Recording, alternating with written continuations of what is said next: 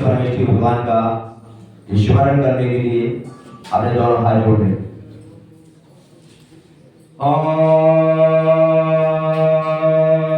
नमः शिवाय।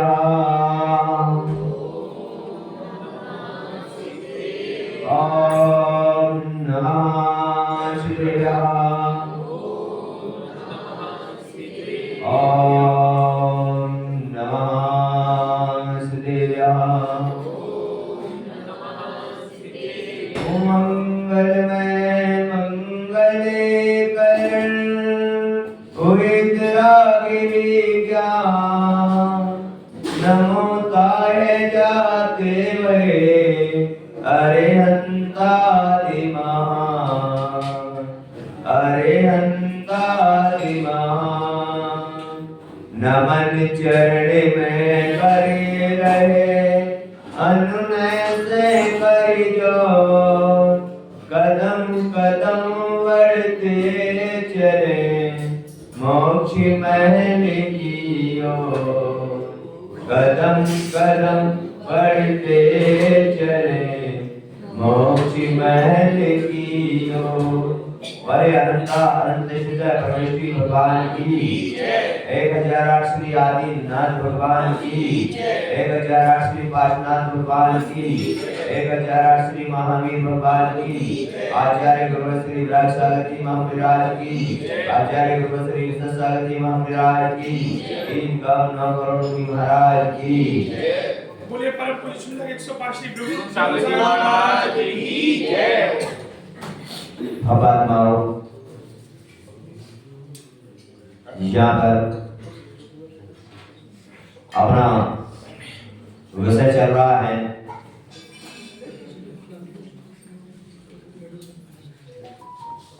अपन लोग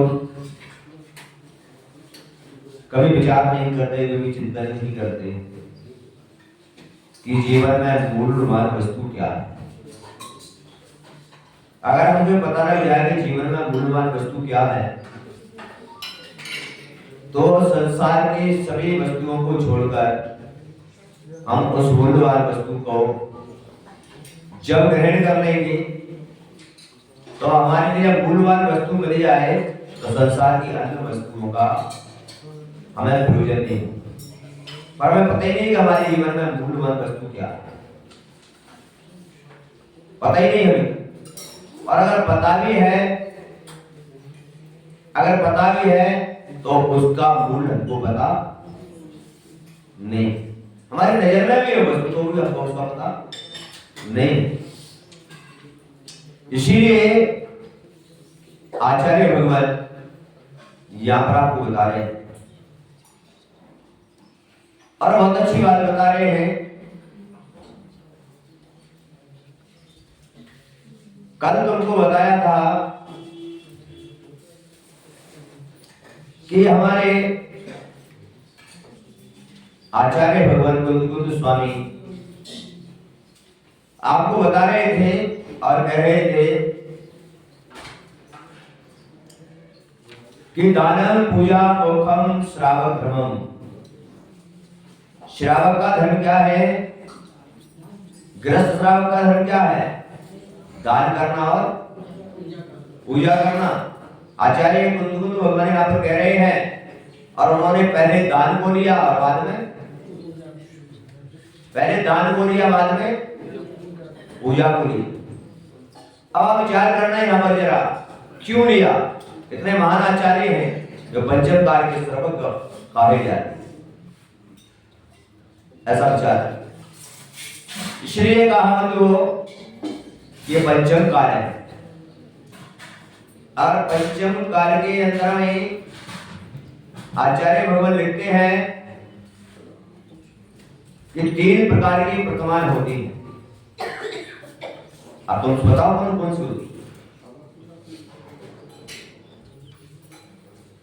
कई लोगों के मन में प्रश्न आएगा कि प्रतिमा तो 24 होती है तीर्थंकर, और लोगों के मन में विचार आएगा प्रतिमा तो 11 होती है। अनेक हमारे मन के अंदर विकल्प होंगे, लेकिन यहाँ पर जिस लाइन को कहा गया है श्रावक को जब कुंदकुंद स्वामी ने लिखा दानम पूजा पहले जान लिया, तब उन्होंने विवक्षा की कि मूर्ति 3 प्रकार की है। आप भी समझ लेना अच्छे से, आपकी समझ में अगर आ जाए तो 3 प्रकार की मूर्तियों में कहा, यहां पर एक चेतन मूर्ति कही गई, एक अचेतन मूर्ति कही गई और एक चेतन और अचेतन मूर्ति होती है। 3 प्रकार की मूर्ति होती है। तुम्हारी समझ में आ जाएगा कि कुंदकुंद भगवान ने ये बात क्यों ली, तुम्हारी बात समझ में आ जाएगी। यहां पर वो बता रहे हैं आपको और आपकी ओर इशारा करते हुए कह रहे हैं, हे बाबा इस बात को समझो। तब उस समय अब आपसे यहां पर प्रश्न उठ रहा है, जैसा पंचम काल के अंदर में जो भगवान वेदी में विराजमान है, जो भगवान वेदी में विराजमान है तुम्हारे सामने, इन तीनों में से कौन सी मूर्ति है? बताओ। 3 मूर्ति जो मैंने बताई इनमें से जो भगवान विराजमान है वेदी में, एक कौन से नंबर की मूर्ति है इनमें से? बताओ। क्यों?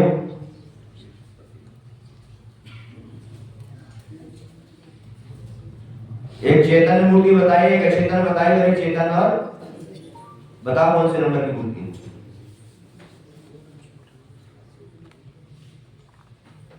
बस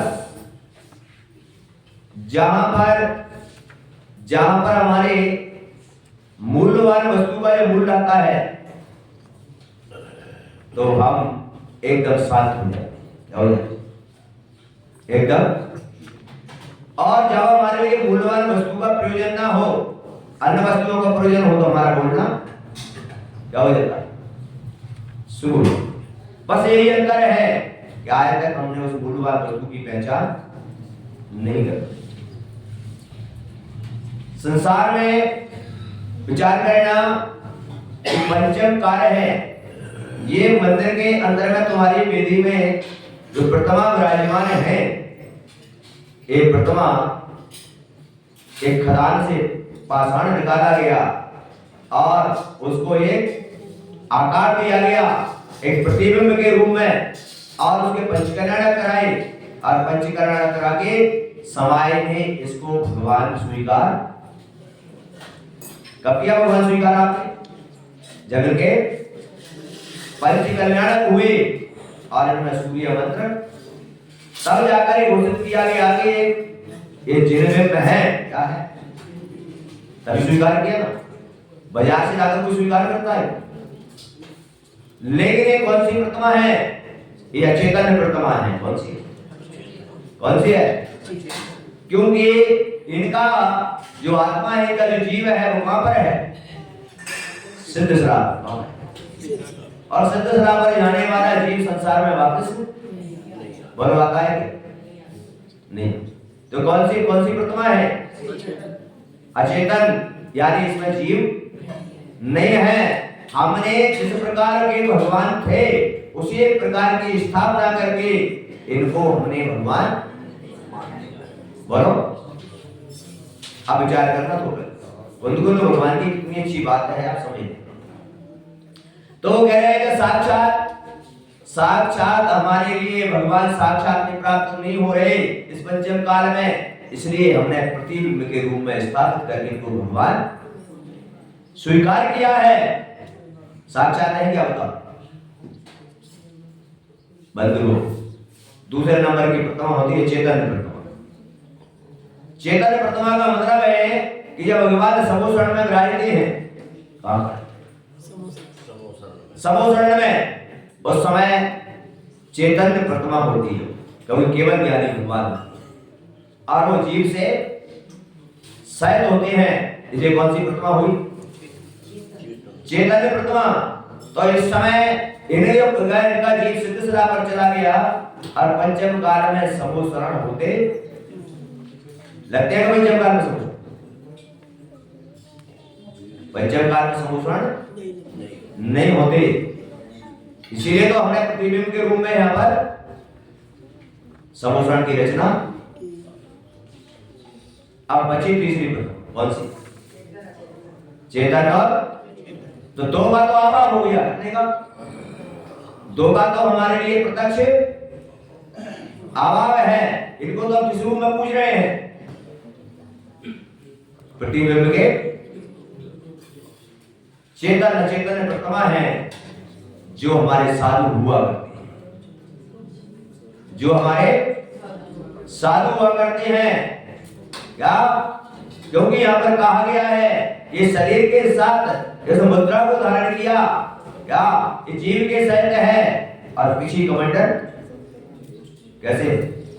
पिछी कमंडल जीव है क्या? जीव है, अजीब है। कौन? इसलिए आचार्य बंधुगण भगवान ने कहा ये पंचम कार्य के अंदर में जो साधु है हमारे, क्या वो साधु चेतन अचेतन प्रतिमा है जो तुम्हारे लिए साक्षात भगवान के स्वरूप में प्राप्त होती है। साक्षात तुम्हारे चलते फिरते मंदिर है, साक्षात चलते फिरते तीर्थ है। क्या है? क्योंकि जो प्रत्यक्ष रूप में प्राप्त हो रहा है उसमें तब आचार्य भगवान ने कहा दानम पूजा मुखम श्रावक ब्रह्म। पहले दान लिया, क्या लिया? क्यों लिया? क्योंकि चलते फिरते जब प्रत्यक्ष प्रमाण में आपको दिगंबर संत नजर आ रहे हैं और भगवान के स्वरूप में, कितनी अच्छी बात कही कितनी अच्छी बात कही। इसलिए बाबात्माओं आचार्य भगवान कह रहे हैं यहाँ पर कि जिन्होंने चलते फिरते साधु संतों को एक अंजलि जल पिला दिया, एक गिलास आहार दे दिया, समझ लेना उन्होंने साक्षात भगवान का अभिषेक कर लिया, साक्षात भगवान की पूजा। और जिन्होंने चलते फिरते साधु संतों को भगवान पर कलश किया और साधु संतों ने तो भगवान कहते तेरा अभिषेक मुझे स्वीकार नहीं, तुमने साधु संतों को आदान नहीं दिया तो भगवान कहते तुम्हारी पूजा मुझे क्या नहीं स्वीकार नहीं। क्यों? मैं तो परमात्मा बन चुका, मैं तो परमात्मा बन चुका। लेकिन जो परमात्मा बनने के बाद पर चल रहे हैं, जो तुम्हारे बीच में चलते फिरते तीर्थ हैं, अरे उनको तो तुमने बोलो, उनको तो तुमने एक अंजलि जल नहीं दिया, एक गिलास उनको आहार नहीं दिया।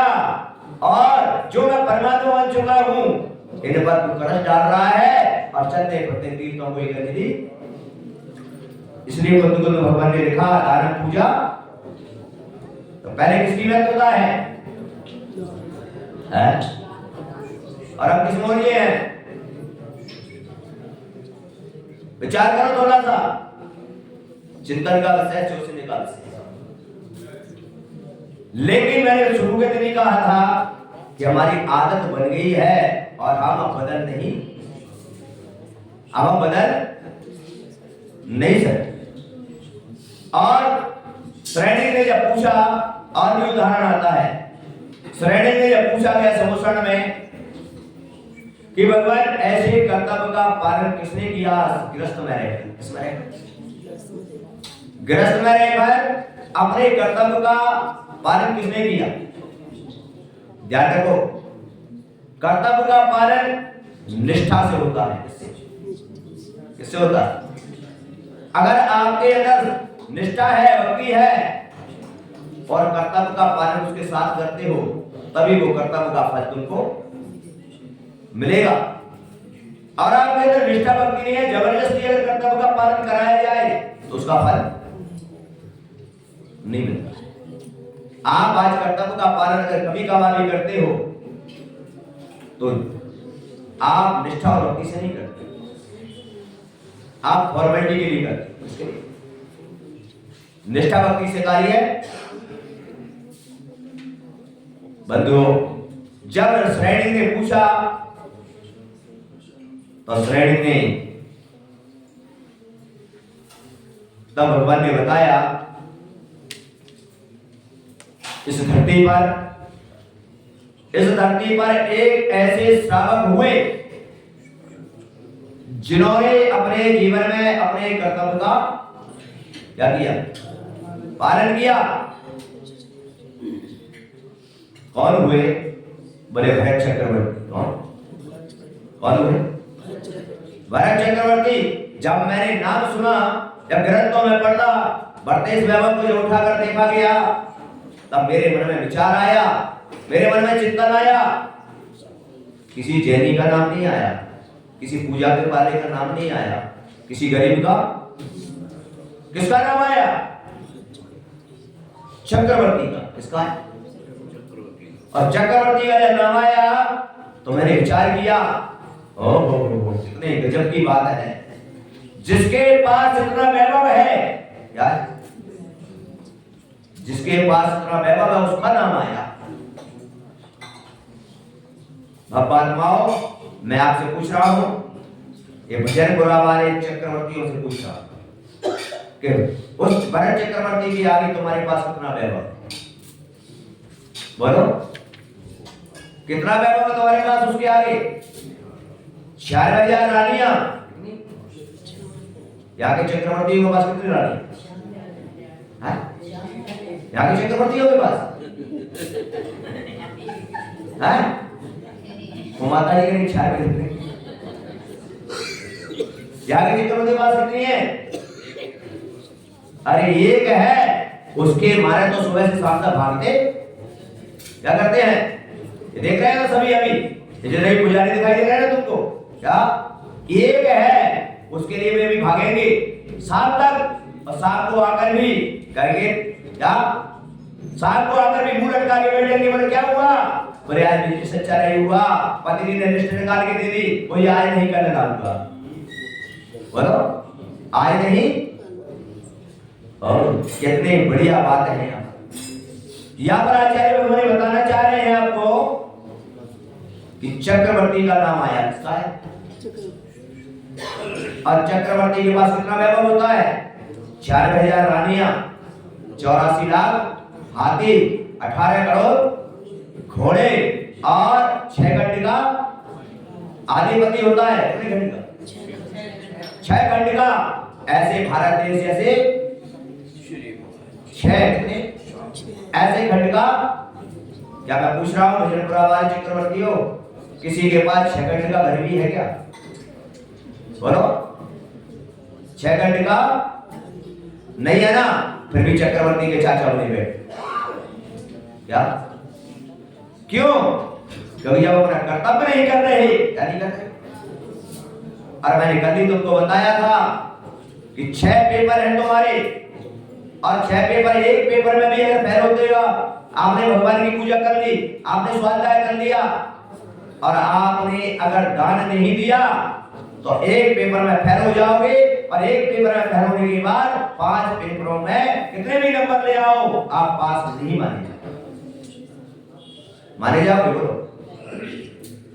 माने जाओगे क्या? एक पेपर में फेल हो गए और 5 में क्या हुआ? इसी प्रकार से आचार्य भगवान कह रहे हैं कि अगर आपने अपनी आवश्यकता को पूरे नहीं किए, तो यहाँ पर कहा कि 5 पेपर में नंबर लाए इस प्रकार, उस प्रकार आपको शुभ क्रिया तो होगी। क्या होगी? कौन सी क्रिया होगी? शुभ क्रिया तो होगी, लेकिन पुण्य का बंध नहीं होगा। इसका बहुत बड़ा अंतर है, बहुत बड़ा अंतर है। हम अभी जो पूजा पाठ कर रहे हैं, इस शुभ क्रिया में आता है। कौन सी क्रिया में आता है? और संसार में रहते हैं वो अशुभ क्रिया है। कौन सी? तो यहाँ पर आचार्य ने कहा ये शुभ क्रिया है, लेकिन जैसे ही 6 पेपरों में पूरे नंबर आ जाते हैं और छात्र उत्तीर्ण हो जाता है, उसी प्रकार हमारी शुभ क्रिया में पूरे कर्तव्य होने पर आपको पुण्य का बंध हो जाता है और उनका फल प्राप्त हो जाता है। उत्तीर्ण का मतलब समझ आ गया? पुण्य का बंध होते ही तुमको फल की, और नहीं तो उसी प्रकार 5 पेपरों का पास हो रहे हो, शुभ क्रिया में बराबर चल रहे हैं, लेकिन शुभ क्रिया करने के बाद संसार में अशुभ क्रिया में संलग्न होते हैं, तो हिसाब किताब हमारा क्या हो जाता है? या शुभ करके गए और संसार में अशुभ किया, यानी यहां से कमाया और यहां खर्च कर दिया, क्या बचा? कुछ नहीं है, और कुछ बचाना भी तो है। तो जो पुण्य का बंध होता है वो हमारा क्या होता है। इसलिए आचार्य ने यहां पर कहा भरत चक्रवर्ती का नाम आया इसका है। अब तुमको मैं बता देता हूं कि आपको अगर चक्रवर्ती बनना है, क्या बनना है, कामदेव बनना है और तीर्थंकर बनना है, क्या बनना है। अगर किसी को बनने की भावना हो तो मैं एक छोटा सा उपाय बता रहा हूं, क्या अगर बनने की भावना हो, विचार करो एक साधु को, इसको अब तुमको बता रहा हूं मैं कि तीर्थंकर कैसे बनती है और चक्रवर्ती आपको बता रहा हूं मैं। आप ज्यादा वो मत लगाना दिमाग। बताइए आदिनाथ भगवान कौन, आदिनाथ भगवान कैसे बने तीर्थंकर, क्या किया था उन्होंने। भरत चक्रवर्ती चक्रवर्ती क्यों बना, क्या किया था उसने।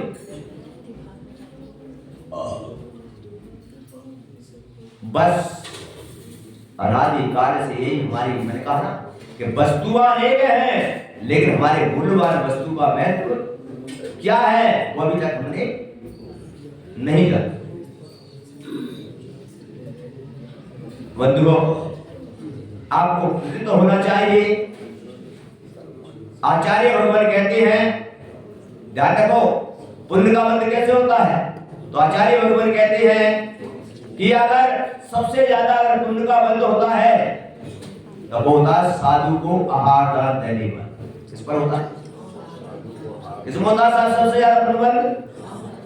अब मैं आपको बता देता हूँ आदिनाथ कैसे बने और भरत चक्रवर्ती कैसे बने। और तुमको अगर बनने की भावना हो तो तुम भी इस जनवाणी से आज अपने जीवन को बदल देना, अपने जीवन में परिवर्तन लाना और अपने जीवन को बदलने का प्रयास करना। क्या हाँ, हमारे शास्त्रों के अंदर ये भी कहा है कि पूजा पाठ करना में सरल परिणाम होने चाहिए। क्या होनी चाहिए, क्या होना चाहिए, हठ धर्मी नहीं बनना चाहिए। क्या नहीं बनना चाहिए। अगर हमने परिवर्तन नहीं किया, अगर हमने अपने में बदलाव नहीं लाए तो आचार्य कहते हैं वो हठ धर्म है। कौन सा है, और हठ धर्म शास्त्रों में मिथ्या कहा है। क्या कहा है शास्त्रों में, क्या नाम दिया इसको, यानी आप बदलना नहीं चाह रहे हो क्या, तो समय लेना आप हठ धर्मी हो गए। इसलिए कभी हठ धर्मी भी नहीं बनना चाहिए। परिवर्तन लाऊंगा, बदलाव लाऊंगा। और वो चक्रवर्ती की जब बात आती है तो ये आती है बंधुओं कि जब वो आदिनाथ भगवान का जीव जब राजा के पर्याय में थे, कौन से राजा थे, राजा वज्रजट, कौन से, और उन्होंने मुनिराज को क्या दिया, क्या दिया, आहार दिया। कहां पर, जंगल। आप लोग नगर में भी लाभ नहीं ले पाते, किसमें लाभ नहीं ले पाते हो, अपने नगर में भी लाभ नहीं ले पाते। और उसने, क्योंकि आचार्य भी ये कहते हैं कि नगर में जो पुण्य मिलता है उससे अधिक पुण्य साधु के विहार में मिलता है। उससे अधिक पुण्य साधु के विहार में मिलता है और उससे भी कई गुना पुण्य अगर साधु को किसी क्षेत्र पर, सिद्ध क्षेत्र पर जाके आहार दे दो तो उसमें कई गुना पुण्य मिलता है। अब राजा ने हार दिया, क्या दिया, कहां पर, जंगल में। पता लगा कि वहां पर जाके हार देने गया। विचार करो कौन था, राजा, और अपनी रानी के साथ। यहां पर विचार कर लेना, आप लोग चिंतन कर लेना। एक राजा, और राजाओं की प्रथा होती है, राजाओं का तो नियम होता है, क्या उनके तो द्वारपाल लगे रहते हैं और उनको आदेश रहता है कि नगर में कहीं पर भी कोई मुनिराज दिख जाए तो द्वारपाल को आदेश रहता है तुरंत मुझे सूचना देना आगे, क्योंकि मैं पहले उनको आहार कराऊंगा। फिर विचार करो थोड़ा, चिंतन करो क्यों ऐसा। बस इतना ही अंतर है कि आज हम अपने आप को बदलना नहीं चाहते और हम जो कर रहे हैं वही सही है। हम जो कर रहे हैं वही क्या है बंधुओं। और उसी समय जब राजा आहार दे रहा था तो वहां पर कुछ त्रिंच गति के जीव आहार को क्या कर रहे थे। तुम कौन सी गति के जीव, तुम कौन सी गति के जीव हो। मनुष्य गति की। कौन सी गति के हो। और वो कौन सी गति के थे। और त्रिंच गति के जीव क्या आहार दे सकते हैं, नहीं दे सकते ना। पर मनुष्य तो क्या कर सकते हैं। यहां पर विचार करो, राजा आहार दे रहा है, कुछ त्रिंच गति के जीव वहां पर वो आहार को देख रहे हैं और आहार को देखते समय उन त्रिंच गति के जीवों के मन में एक विचार आ गया क्या, ओहो ये राजा कितना पुण्यशाली है। क्या विचार आ गया, ये राजा कितना पुण्यशाली है कि आज मुनिराज को क्या दे रहा, आहार दे रहा है। क्या ऐसा तुम्हारे मन में विचार आता। त्रिंच गति के जीव अपने मन में सोच रहे हैं कि राजा कितना पुण्यशाली है, कितना इसका सौभाग्य है कि आज अपने हाथों से मुनिराज को। और त्रिंच गति के जीव सोच रहे हैं कि खास अगर आज हम मनुष्य होते तो हम भी आज क्या कर रहे हो, आहार दे रहे होते। हमने कौन सी मायाचारी की, हमने किस प्रकार का कार्य किया जिसके कारण से आज हम त्रिंच गति की। और वो त्रिंच गति के जीव वहां पर आंसू बहा रहे हैं और कह रहे हैं कि ऐसा मैंने कौन सा कार्य किया, आज मैं भी मनुष्य होता तो आज आहार दान देकर कितना पुण्य। बस अब सोच लेना तुम, अब सोच लेना तुम कि यहाँ पर तीर्थंकर कैसे बनते हैं और चक्रवर्ती कैसे बनते। क्या वो त्रिंच गति के जीवों ने कोई पूजा पाठ किया, क्या कोई मंदिर बनवाया, क्या बोलो कुछ करवाया त्रिंच गति के जीवों ने। सिर्फ क्या की यार की अनबोधना की, क्या की और अपने आप में अपनी आलोचना की, पश्चाताप किया। और क्या हुआ, वो राजा ऋषभदेव बन के खड़ा हो जाता है और त्रिंच गति के जीव क्या बाहुबली और चक्रवर्ती बन के उनके पुत्र बन के पैदा हुए। अब बोलो आपको भी अगर बनना है तीर्थंकर और चक्रवर्ती तो इस प्रकार की भावना होना, इस प्रकार के भाव होना। एक त्रिंच गति का जीव अनुमोदना कर रहा है, पश्चाताप कर रहा है तो चक्रवर्ती पद को प्राप्त हो जाता है। एक राजा एक आहार दे रहा है, सोचो जरा विचार, वो ऋषभदेव बन के खड़ा हो जाता है। यहां पर जब ये वृत्तांत को पढ़ा जाता है तो मन में विचार आता है कि हम लोग सारी जिंदगी, हम लोग सारी धार्मिक कार्य करते हैं लेकिन कर्तव्यों को पूरा नहीं करते, इसलिए हमारे जीवन में अनुत्तीर्ण नहीं होते। क्या नहीं हो पा रहा बंधु को विचार,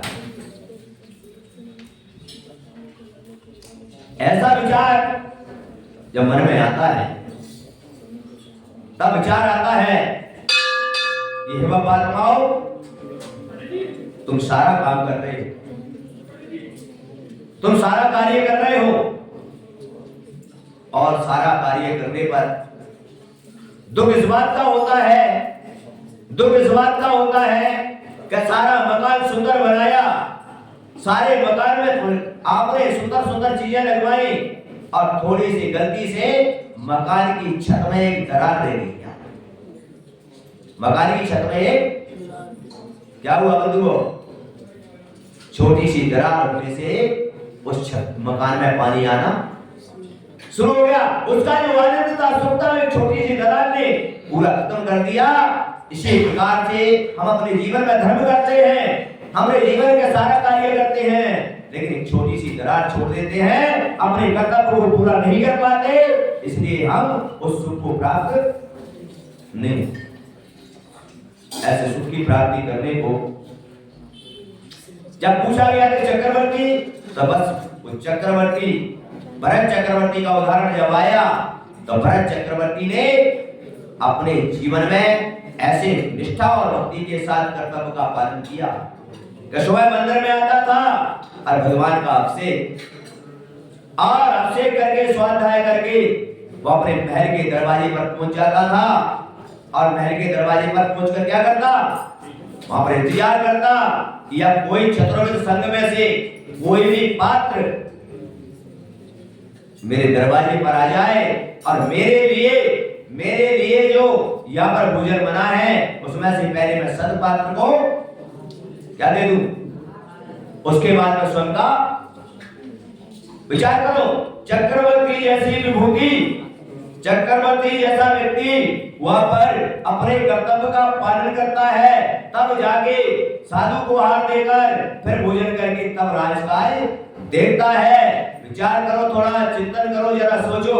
अपने पास तो चक्रवर्ती के आगे कुछ भी, फिर भी अपने कर्तव्य करने को क्या नहीं। अब कर्तव्य जब नहीं करोगे कहां से सुख की आशा करोगे।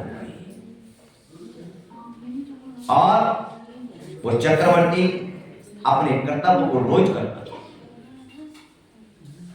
रोज जिस प्रकार व्यक्ति भोजन रोज करता है तब उसका जीवन चलता है, इसी प्रकार कर्तव्य रोज करते हैं तब धर्म होता है। ऐसा तो चक्रवर्ती,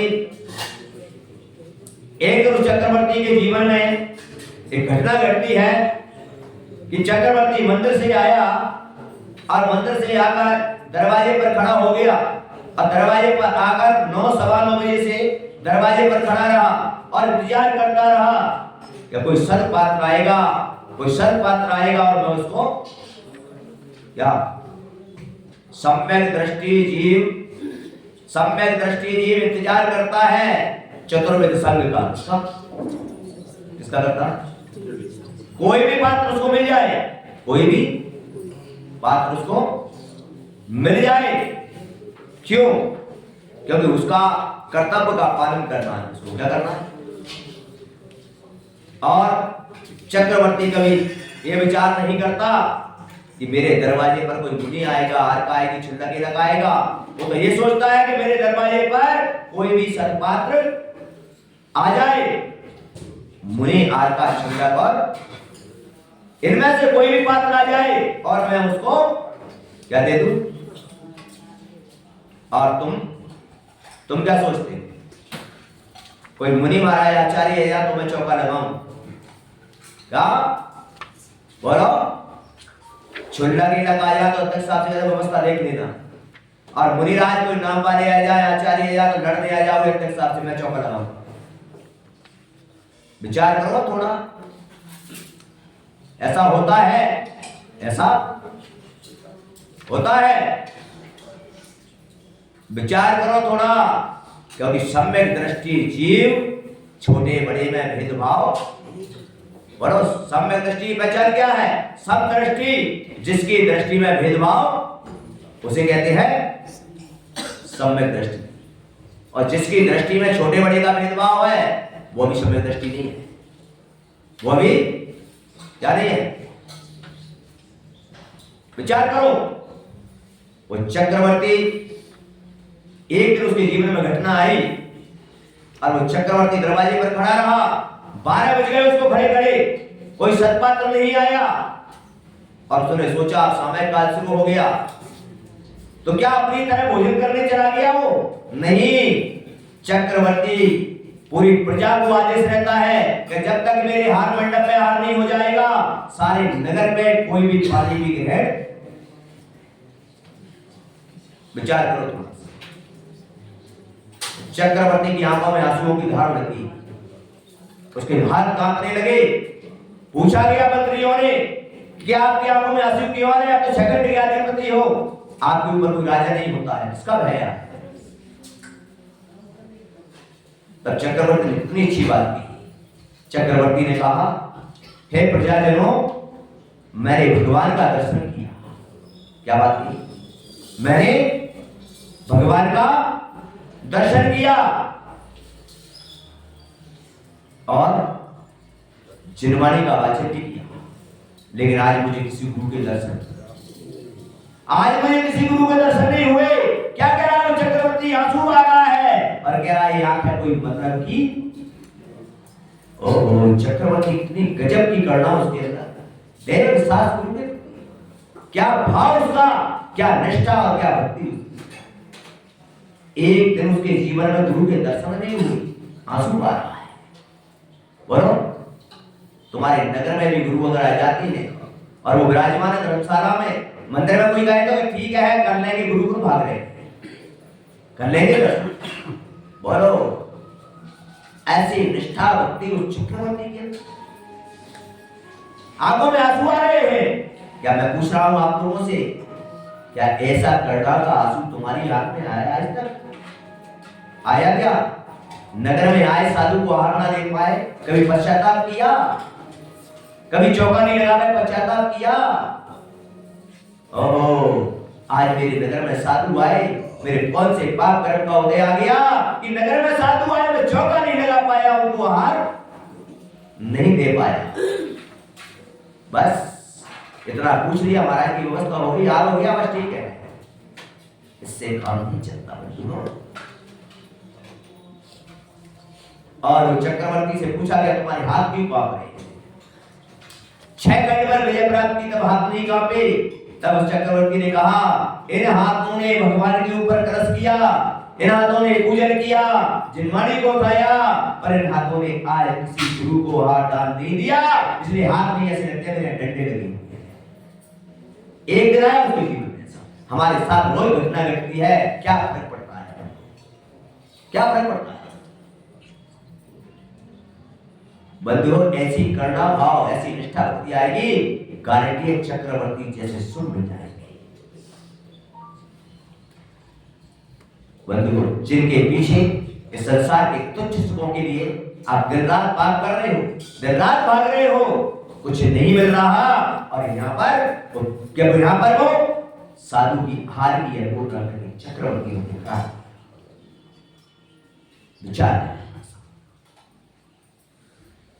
उससे पूछा गया, तब चक्रवर्ती ने कहा कि आज मैं अपने कर्तव्य का पालन नहीं कर सका, जिन आज्ञा है मुझे कि मुझे कर्तव्य का पालन करना है, आज मैं अपने कर्तव्य का पालन नहीं कर सका, धरती पर मुझे जीने का अधिकार नहीं है।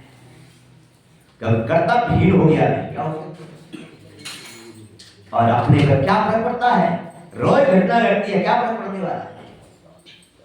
बस इतना ही अंतर है, इतना ही अंतर है। इसीलिए पहली लाल ही धर्म करत संसार जाति करी ना, धर्म करत चक्रवर्ती को सारे सुख मिलते हैं, कोई दुख, और धर्म करत निर्माण, वही वह चक्रवर्ती अपने कर्तव्य का पालन करते करते राज्य को चलाता हुआ और एंड में मुनि दीक्षा को धारण करता है, और मुनि दीक्षा धारण करके अंतर मुहूर्त में मोक्ष को प्राप्त हो जाता है। ये लाज सिद्ध हो गई, धर्म करत संसार सुख धर्म करत निर्वाण हो गया। निर्वाण को भी बोलो प्राप्त हुई। आप लोग भी ग्रस्त में रहते हैं, इसलिए मेरा आपसे निवेदन है, आप भी ऐसे सदग्रस्त बन के जियो, सदग्रस्त बन के जियो। आप भी अपने कर्तव्य का पालन करो, क्योंकि आचार्य कहते हैं कि श्रावक का एक कर्तव्य भी परंपरा से मोक्ष का कारण है। और वही चक्रवर्ती राजकाज करता हुआ, अपने पुण्य का उपयोग करता हुआ भी और मुनि दीक्षा को धारण होता है और मोक्ष को प्राप्त हो जाता है। आप भी सदग्रस्त बन जाओ, अपने कर्तव्य का पालन करो, तुम्हारे जीवन में भी इसी प्रकार से पुण्य का अर्जन हो जाएगा, और एक दिन तुम भी चक्रवर्ती बन के खड़े हो जाओगे और तुम भी मोक्ष को प्राप्त। लेकिन अगर तुमने कर्तव्य का पालन नहीं किया, निष्ठा भक्ति के साथ कर्तव्य का पालन नहीं किया, तो हर आदि काल से लेकर एक पेपर में फेल होते चले आ रहे हो, और आगे भी क्या होते चले जाओ, कभी सुख की प्राप्ति नहीं हो सकती। ऐसे सुख को प्राप्त करने के लिए एक छोटा सा उदाहरण देके मैं आपको समझाता हूं वर्तमान का।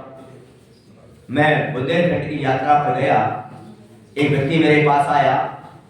उस व्यक्ति ने कहा, महाराज मैंने कहा क्या हुआ भाई, आपको वर्तमान की स्थिति बता देता। वो व्यक्ति आचार्य विद्यासागर महाराज के पास गया। हाँ, कौन से महाराज के पास? उनके पास गया और उन्होंने इसने एक प्रश्न किया। उसने सम्यक दर्शन की परिभाषा तो मैं व्यक्त कर देता हूं शास्त्रों के तरह भी और वर्तमान के आचार्यों के मुख से। आचार्य महाराज के पास व्यक्ति गया, उस व्यक्ति ने प्रश्न किया महाराज से कि महाराज मेरे कई वर्ष बीत गए, कितने? मैंने आज तक आपको आहार, क्या मैं आपको आहार दे पाऊंगा? अब वर्तमान की स्थिति में तो आचार्य महाराज की समय दर्शन कौन सी परिभाषा दे रहे हैं क्या? और अब भी तुम्हारे अंदर परिवर्तन नहीं आया तो कभी नहीं आएगा। उन्होंने कहा उस व्यक्ति से, तू मुझे आहार देना चाहता है? बोले हाँ। तेरे नगर के अंदर में, तेरे गांव के अंदर में जब भी कोई पिछड़ारी आ जाए, बोला जाए क्या कहा उन्होंने? आचार्य विद्यासागर महाराज ने कहा इसको, तेरे नगर में जब भी कोई पिछड़ारी आ जाए, चाहे वो छुंडक हो, चाहे वो हेलक हो, चाहे वो माताजी हो, चाहे मुनिराज हो, चाहे कोई आचार्य हो, जब भी तेरे नगर में कोई पिछड़ारी आ जाए, सामने से दिखे और तू अगले समय लेगा क्या कि ये मैं मुझे नहीं, तू ये मान के चल कि ये विद्यासागर आ रहे हैं, इनमें भी विद्यासागर का रूप नजर आ रहा है मुझे। ऐसे तू सारे पिछड़ारियों को हार देगा, उसके बाद मुझे हार दे पाएगा। और तू ये सोचता है कि विद्यासागर को हार दूं और किसी को ना दूं तो तू कभी मुझे हार नहीं दे पाएगा। कितना अच्छा उदाहरण दिया, बोलो क्यों ऐसा?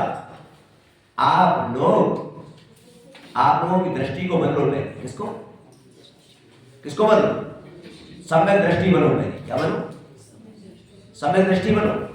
इसीलिए हमारे 3 कमलों को मुनि महाराज कहेंगे कितने, क्योंकि यहां पर आचार्य कहते हैं एक तीर्थंकर में सारे तीर्थंकर नजर आते हैं और एक संत में सारे संत नजर आते हैं। वो होता है सम्यक दृष्टि। कौन होता है? और आज हमने क्या कर रखा है? इसलिए और वो व्यक्ति मेरे पास आया, उस व्यक्ति ने मुझसे कहा कि महाराज उस दिन से मैं कभी भी कोई ना पंत देखता ना संत देखता, मैं तो ये देखता हूं कि मेरे सामने कोई पिछड़ारी आ रहा है और मैं दरवाजे पर खड़ा हो जाता हूं और उनकी पड़गान करके उनको हार देता हूं। क्या इसका फल मुझे ये मिला कि मैंने कई बार महाराज को हार, बस जैसे तुम्हारी दृष्टि सम्यक हो जाए तुम्हारे सारे काम बन जाए। क्या हो जाए? बस अंतर इतना ही है कि हमारी दृष्टि में सम्यक बना नहीं है, यानी